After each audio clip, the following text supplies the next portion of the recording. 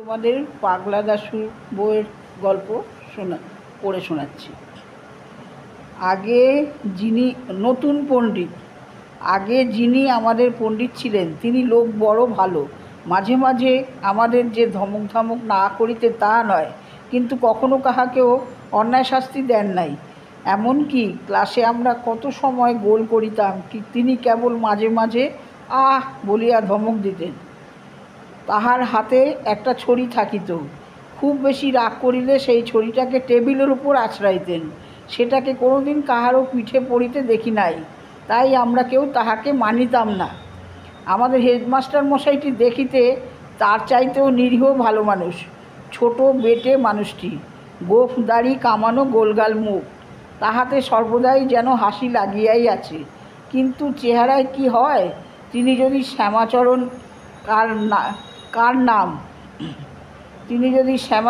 কার নাম বলিয়া ক্লাসে আসিয়া আমাকে ডাক দিতেন, তবে তাহার গলার আওয়াজেই আমার হাত পা যেন পেটের মধ্যে ঢুকিয়া যাইত। তাহার হাতে কোনো দিন বেত দেখি নাই, কারণ বেতের কোনো দরকার হইত না। তাহার হুঙ্কারটি যার উপর পড়িত সেই চোখে অন্ধকার দেখিত।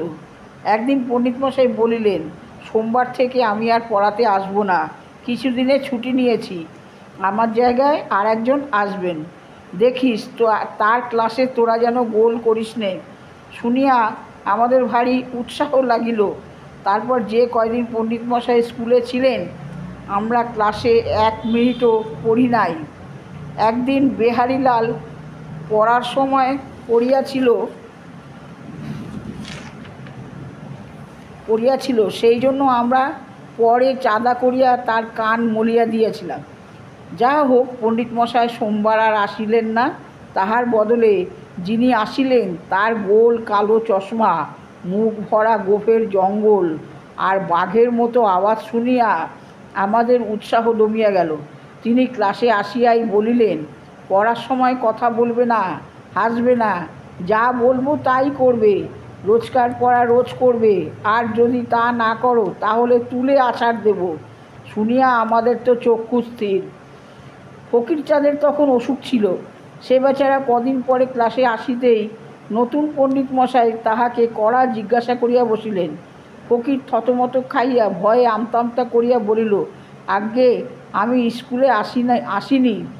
পণ্ডিত মশাই রাগিয়া বলিলেন, স্কুলে আসনি তো কোথায় এসেছ, তোমার মামার বাড়ি? ফকির বেচারা কাঁদো কাঁদো হইয়া বলিল, 7 দিন স্কুলে আসিনি, কি করে পড়া বলবো? পণ্ডিত মশাই চোপড়াও বেয়াদব, মুখের ওপর মুখ বলিয়া এমন ভয়ানক গর্জন করিয়া উঠিলেন যে ভয়ে ক্লাস শুদ্ধ ছেলের মুখের তালু শুকাইয়া গেল।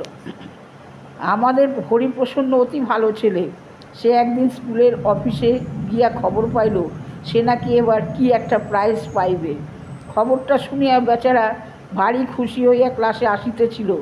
এমন সময় নতুন পণ্ডিত মশাই, হাসছ কেন বলিয়া হঠাৎ এমন ধমক দিয়া উঠিলেন যে মুখের হাসি এক মুহূর্তে আকাশে উড়িয়া গেল। তাহার পরদিন আমাদের ক্লাসের বাইরে রাস্তার ধারে কে যেন হু হু করিয়া হাসিতেছিল। শুনিয়া পণ্ডিত মশাইয়ের পাশের ঘর হইতে হা হা করিয়া ছুটিয়া আসিয়া আর কথাবার্তা নাই, কেবল হাসি বলিয়া হরিপ্রসন্নর গালে ঠাস ঠাস করিয়া কয়েক চল লাগাইয়া আবার হন হন করিয়া চলিয়া গেলেন। সেই অবধি হরিপ্রসন্নর উপর তিনি বিনা কারণে যখন তখন খাপ্পা হইয়া উঠিতেন। আজকে এইটুকু শোনালাম, পরের ভিডিও বাকিটা শোনাবো।